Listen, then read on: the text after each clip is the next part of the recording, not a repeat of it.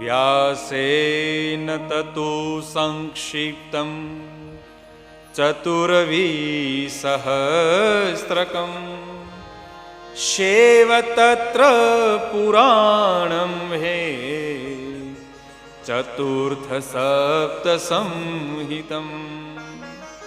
વ્યાસેન તતુ સંક્ષિપ્તમ, ભગવાન વેદવ્યાસે સંક્ષિપ્ત કરી અને ચોથું પુરાણ શ્રી શિવ મહાપુરાણની રચના કરી છે. સપ્ત સંહિતમ, 7 સંહિતાઓ છે. વિદ્વેશ્વર સંહિતા, રુદ્ર સંહિતા, શતરુદ્ર સંહિતા, કોટિ રુદ્ર સંહિતા, ઉમા સંહિતા, કૈલાસ સંહિતા અને વાયવ્ય સંહિતા. આ 7 સંહિતાઓ મળે શ્રી શિવ મહાપુરાણના 24,672 શ્લોકની રચના થઈ, જે મારીને તમારી સમક્ષ અત્યારે છે. આ શ્રી શિવ મહાપુરાણ ભગવાન વેદવ્યાસને આપણને દેન આપી છે. હવે આ શ્રી શિવ મહાપુરાણનું પ્રથમ ગાન ક્યાં થયું એ સમજીએ તો આ ભારત ખંડ નહીં પણ સમગ્ર બ્રહ્માંડમાં સૌ પ્રથમ શિવ કથા અલ્હાબાદના ત્રિવેણી સંગમના ઘાટ ઉપર થઈ છે.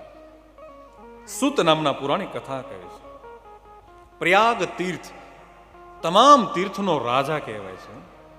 સૂત પુરાણીનો શ્લોક કહે છે, સ્વર્ગદો મોક્ષદો સૈવ સર્વકામ ફલપ્રદમ પ્રયાગસ્તન મહદ ક્ષેત્રમ તીર્થરાજ ઇતિ સ્મૃત.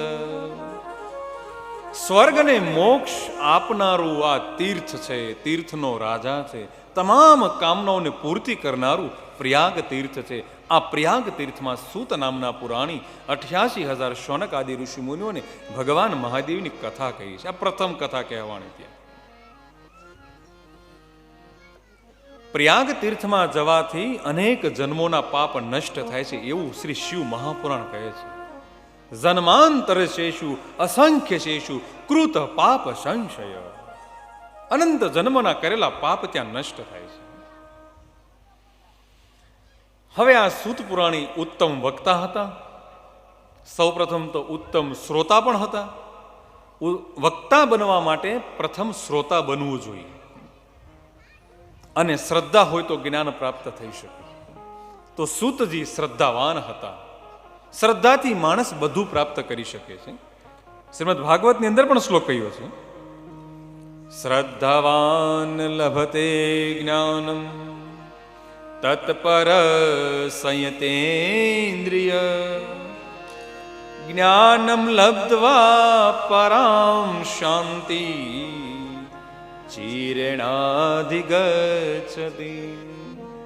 જે શ્રદ્ધાવાન માણસ છે, સાધન પરાયણ છે અને જીતેન્દ્રિય છે, એ માનવ ભગવાનના જ્ઞાનને પ્રાપ્ત કરી અને પરમ શાંતિને પ્રાપ્ત કરી શકે છે, શ્રદ્ધાથી પ્રાપ્ત કરી શકે. તો આ સૂત પુરાણી શ્રદ્ધાવાન હતા. સૂત પુરાણી એ ક્ષત્રિય અને બ્રાહ્મણના અંશથી ઉત્પન્ન થયા હતા. તો એ સમયે એમને વેદનો અધિકાર નહોતો આપ્યો કે તમે વેદ ઉપર વાત નહીં કરી શકો, તમે બ્રાહ્મણ નથી, તમે ક્ષત્રિય અને બ્રાહ્મણના અંશથી ઉત્પન્ન થયા છો. પણ એવું કહેવાય છે કે કદાચ માણસ જન્મથી બ્રાહ્મણ હોય, કર્મથી ન પણ હોઈ શકે. કોઈ પણ જ્ઞાતિનો માણસ પોતાના કર્મથી બ્રાહ્મણ બની શકે છે અને વેદ ઉપર વાતો પણ કરી શકે છે. જન્મના જાયતે શૂદ્ર સંસ્કારો દ્વિજ ઉચ્યતે વેદ પાઠાત ભવેત વિપ્ર બ્રહ્મ જાનાતિ બ્રાહ્મણ. જન્મથી માણસ શૂદ્ર હોઈ શકે. જન્મનામ જાય તે શૂદ્ર સંસ્કારે દ્વિજ ઉચ્યતે, સંસ્કારથી બ્રાહ્મણ બની શકે છે. વેદનું પઠન કરવાથી એ વિપ્ર બની શકે છે અને બ્રહ્મને જે જાણવાની ઈચ્છા રાખે છે એ ખરો બ્રાહ્મણ બની શકે છે. તો આ સૂતજીને પછી અધિકાર આપ્યો અને ઉત્તમ વક્તા બન્યા છે.